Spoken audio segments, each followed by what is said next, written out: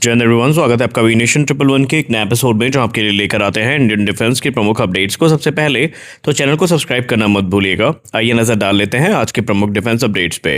Hindustan aeronautics limited को लेकर एक बड़ी रिपोर्ट सामने आई है, जहां पर हिंदुस्तान एरोनॉटिक्स लिमिटेड अब एडवांस मिलिट्री कॉम्बैट एयरक्राफ्ट के लिए विकसित होने वाले 110 से 120 किलोटन वर्क के स्वदेशी इंजन प्रोग्राम में अब मुख्य नेतृत्वकर्ता नहीं होगा, बल्कि वो एक महत्वपूर्ण सपोर्टिंग और मैन्युफैक्चरिंग पार्टनर की भूमिका निभाएगा। एमका कार्यक्रम का नेतृत्व अब जो डिसेंट्रलाइज मॉडल पर होगा। पहले अधिकांश स्वदेशी लड़ाकू विमान का कार्यक्रमों में एचएएल की भूमिका प्रमुख होती थी, लेकिन अब एमका की जिम्मेदारियां अलग अलग संस्थानों को बांटी जा रही हैं। इसके इंजन विकास का नेतृत्व जीटीआरई, डीआरडीओ और आडा करेंगे। इंजन का सह विकास जो है वो फ्रांस के सैफरान कंपनी के साथ किया जाएगा। इसका उद्देश्य केवल लाइसेंस पर इंजन बनाना नहीं, बल्कि नई तकनीक विकसित करना और टेक्नोलॉजी ट्रांसफर को साझा करना है।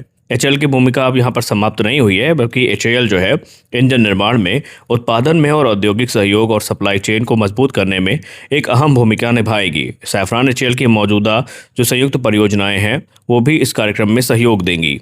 रूस की सरकारी रक्षा निर्यात कंपनी रोसबोरोन एक्सपोर्ट ने भारत को अत्याधुनिक T-90 MS main battle tank का भारत में संयुक्त उत्पादन करने का प्रस्ताव दिया है। यह प्रस्ताव ऐसे समय पर आया है जब भारत ने 1000वां T-90S भीष्म टैंक सफलतापूर्वक तैयार कर लिया है। ये भारत की रक्षा विनिर्माण क्षमता में एक बड़ी उपलब्धि मानी जा रही है। पिछले 25 वर्षों में भारत ने T-90 टैंकों का लाइसेंस प्राप्त कर उत्पादन करते हुए उनका लोकलाइजेशन काफ़ी बढ़ाया है और अब टैंक के अधिकांश हिस्से भारत में ही बनाए जाते हैं। अब रही बात T-90 MS की, तो यहाँ पर क्या नया मिलेगा ये जानना ज़रूरी है। यहाँ पर 1130 हार्स पावर का अधिक शक्तिशाली इंजन होगा, जिससे बेहतर गति और गतिशीलता मिलेगी। इसके अलावा नई वेल्डेड टरेट और बेहतर एक्सप्लोजिव रिएक्टिव आर्मर, जिससे एंटी टैंक मिसाइलों और अत्याधुनिक गोला बारूद के खिलाफ सुरक्षा बढ़ेगी। आधुनिक डिजिटल फायर कंट्रोल सिस्टम और अत्याधुनिक थर्मल साइट, जिससे दिन और रात और खराब मौसम में भी लंबी दूरी तक लक्ष्य खोजने और हमला करने की क्षमता प्राप्त होगी। हंटर किलर क्षमता, जिसमें कमांड और गनर एक साथ अलग अलग लक्ष्यों पर काम कर सकते हैं। बैटलफील्ड मैनेजमेंट सिस्टम भी देखने को मिलेगा, जो कि काफ़ी एडवांस होगा। पूर्व डीआरडीओ प्रमुख डॉक्टर समीर मेकावत ने कहा कि भारत के पास भविष्य का 6th जनरेशन लड़ाकू विमान इंजन खुद विकसित करने की क्षमता है, लेकिन इसे पूरी तरीके से स्वदेशी रूप से बनाने में 15 साल या उससे अधिक का समय लग सकता है। इसी कारण डीआरडीओ ने एमका मार्क II के इंजन के लिए किसी विदेशी कंपनी के साथ को डेवलपमेंट और को प्रोडक्शन का रास्ता चुना है, ताकि परियोजना में अनावश्यक देरी न हो। उनका कहना है कि इसका उद्देश्य केवल विदेशी इंजन खरीदना या लाइसेंस पर बनाना नहीं है, बल्कि भारत में ही डिजाइन, विकास और निर्माण और भविष्य के अपग्रेड की क्षमता को विकसित करना है। एमका मार्क II के लिए लगभग 110 से 130 किलोटन थ्रस्ट वाले अत्याधुनिक इंजन की आवश्यकता होगी, जो इस विमान को सुपर क्रूज क्षमता, अधिक पेलोड कैरिंग कैपेसिटी, बेहतर स्टेल्थ प्रदर्शन प्रदान कर सके।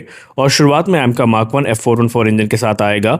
डॉक्टर कामत ने बताया कि आधुनिक सैन्य टर्बोफैन इंजन बनाना बेहद कठिन कार्य है, क्योंकि इसमें single crystal turbine blades, ceramic matrix composite और इसके अलावा जो हाई प्रेशर कंप्रेशर हो गया, एडवांस कूलिंग टेक्नोलॉजी हो गई, फेडेक्स सिस्टम हो गया, इनका इस्तेमाल किया जाता है। उन्होंने कहा कि इन तकनीकों को अकेले विकसित करने में कई वर्षों की रिसर्च, प्रोटोटाइप और हजारों घंटे के परीक्षण लगते हैं। डीआरडीओ ऐसे अंतर्राष्ट्रीय साझेदार की तलाश में है जो वास्तविक तकनीकी हस्तांतरण और संयुक्त विकास के लिए तैयार हो, और यहाँ पर सैफरान, रोल्स रॉयस और जीई के साथ बातचीत जो है वो चल रही है। 18 जुलाई 2026 यानी आज का दिन भारत का पहला निजी ऑर्बिटल श्रेणी का रॉकेट विक्रम-1 सफलतापूर्वक श्रीहरिकोटा के सतीश धवन अंतरिक्ष केंद्र से लॉन्च किया गया। इस मिशन का नाम मिशन आगमन रखा गया, जिसे हैदराबाद स्थित स्काई रूट एरोस्पेस ने संचालित किया।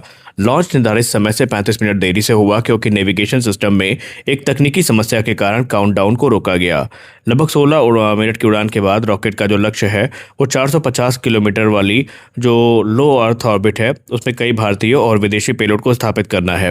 विक्रम-1 4 स्टेज वाला लगभग 7 मंजिला ऊंचा रॉकेट है, जिसे ऑल कार्बन कंपोजिट संरचना, 3D प्रिंटेड इंजन और स्वदेशी propulsion सिस्टम के साथ विकसित किया गया है। रॉकेट में ग्रह स्पेस, कॉस्मोसर्व, डीकप्ड और स्काई रूट के स्कोप सहित कई टेक्नोलॉजी डेमो पेलोड भेजे गए हैं। इसके साथ प्रधानमंत्री नरेंद्र मोदी जी का जो एक पोस्ट कार्ड और कॉस्मिक ब्लूम नामक एक कलाकृति भी अंतरिक्ष में भेजी गई है।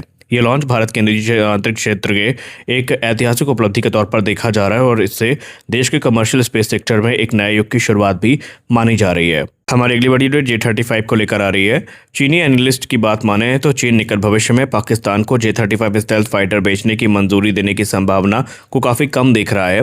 भले ही पिछले कुछ समय से 40 J-35 विमान पाकिस्तान को मिलने की खबरें लगातार चल रही हों पाकिस्तानी मीडिया में, लेकिन अब तक कोई आधिकारिक समझौता नहीं हुआ है और न ही पाकिस्तान को कोई J-35 विमान दिया गया है। एनालिस्ट यान जियाओटोंग के अनुसार यदि पाकिस्तान को 40 J-35 मिलते हैं तो दक्षिण एशिया का सैन्य संतुलन बदल सकता है। चीन नहीं चाहता कि पाकिस्तान को इतनी बड़ी तकनीकी बढ़त मिले जिससे कि वह LOC पर अधिक आक्रामक रवैया अपनाए और क्षेत्र में तनाव बढ़े। चीन की प्राथमिकता फिलहाल अमेरिका के साथ पश्चिमी प्रशांत क्षेत्र में रणनीतिक प्रतिस्पर्धा और अपनी सैन्य तैयारी है, इसीलिए वो अपने सबसे आधुनिक लड़ाकू विमानों का निर्यात जल्दी नहीं करना चाहता। J-35 अभी हाल ही में चीनी वायुसेना और नौसेना में शामिल हुआ है और चीन को पहले अपनी घरेलू जरूरतें पूरी करनी हैं। 40 J-35 पाकिस्तान को देने से चीन के उत्पादन और नौसेना की आवश्यकताओं पर असर पड़ेगा, ऐसा उनका कहना है। खैर, भारतीय विशेषज्ञ मानते हैं कि चीन के इस स्टेटमेंट को बहुत गंभीरता से नहीं लेना चाहिए और हमें अपनी तैयारी इसके चलते धीमी नहीं करनी चाहिए, क्योंकि चीन का कोई भरोसा नहीं है, वो कभी कुछ बोलकर कुछ कर सकता है।